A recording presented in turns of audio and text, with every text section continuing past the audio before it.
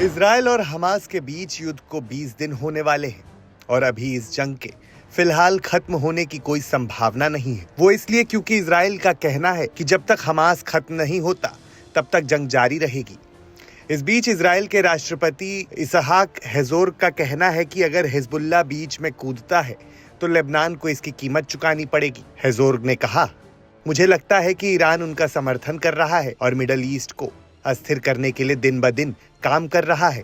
मैं साफ कर देना चाहता हूं कि हम उत्तरी सीमा पर किसी और के साथ टकराव नहीं चाहते हैं। हमारा ध्यान सिर्फ हमास को खत्म करने और अपने नागरिकों को वापस लाने पर है। उन्होंने आगे कहा, लेकिन अगर हिजबुल्लाह हमें इस युद्ध में घसीटेगा तो ये साफ होना चाहिए कि लेबनान को इसकी कीमत चुकानी पड़ेगी। इजराइल के प्रधानमंत्री बेंजामिन नेतन्याहू ने भी कहा कि अगर हिजबुल्लाह इस लड़ाई में शामिल होने की गलती करता है तो उसे इसका पछतावा होगा। बहरहाल माना जा रहा है कि इजराइल के खिलाफ जंग में हिजबुल्लाह उसका साथ दे रहा है। इस जंग में इजरायली हमलों में हिजबुल्लाह के भी कई लड़ाके मारे गए हैं। मंगलवार को ही इजरायली सेना ने हिजबुल्लाह के कुछ ठिकानों पर हमला भी किया। 2 दिन पहले हिजबुल्लाह ने दावा किया था कि दक्षिणी लेबनान के नाता गांव में इजरायली हमले में उसके एक सदस्य की मौत हो गई थी। इजराइल और हिजबुल्लाह एक दूसरे के कट्टर दुश्मन हैं।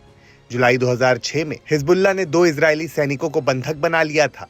जवाब में इजराइल ने जंग छेड़ दी थी। 34 दिन तक चली इजराइल और हिजबुल्लाह की इस जंग में 1100 से ज्यादा लेबनानी नागरिक मारे गए थे। इजराइल के भी 165 नागरिकों की इसमें मौत हुई थी। इस जंग में वैसे तो कोई नहीं जीता था, लेकिन सीधे तौर पर लेबनान को भारी नुकसान हुआ था।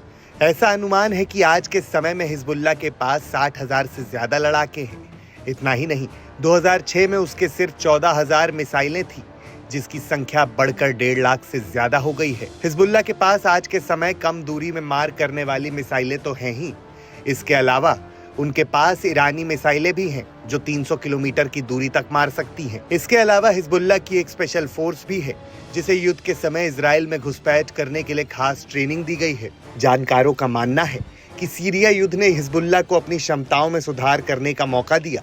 सीरिया में लंबे समय तक युद्ध चला था और इसने हिजबुल्लाह के अर्बन वॉरफेयर और इंटेलिजेंस में काफी सुधार किया। अगर दोनों में जंग होती है तो हिजबुल्लाह के पास इजराइल को भारी नुकसान पहुंचाने की क्षमता जरूर है, लेकिन फिर भी वो कमजोर ही होगा।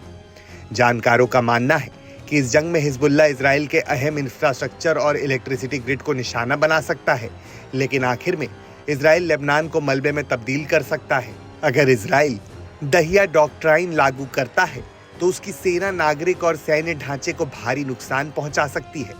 कुछ कहा नहीं जा सकता है, लेकिन इजराइल और हमास की जंग में जिस तरह के हालात बन रहे हैं उसे देखकर माना जा रहा है कि हिजबुल्लाह और ईरान भी इस युद्ध में शामिल हो सकता है। जानकारों का मानना है कि अगर इजराइल हमास के सफाए पर उतारू होता है तो फिर हिजबुल्लाह इस जंग में खुलकर उतर सकता है। हालांकि इसके बावजूद कई एक्सपर्ट्स का ऐसा भी मानना है कि ईरान और हिजबुल्लाह दोनों ही संयम बरतेंगे। एक बड़ी वजह यह भी है कि अगर हिजबुल्लाह इस जंग में सीधे तौर पर उतरता है तो इससे लेबनान के हालात और बिगड़ जाएंगे, जो पहले से ही आर्थिक और राजनीतिक संकट से जूझ रहा है।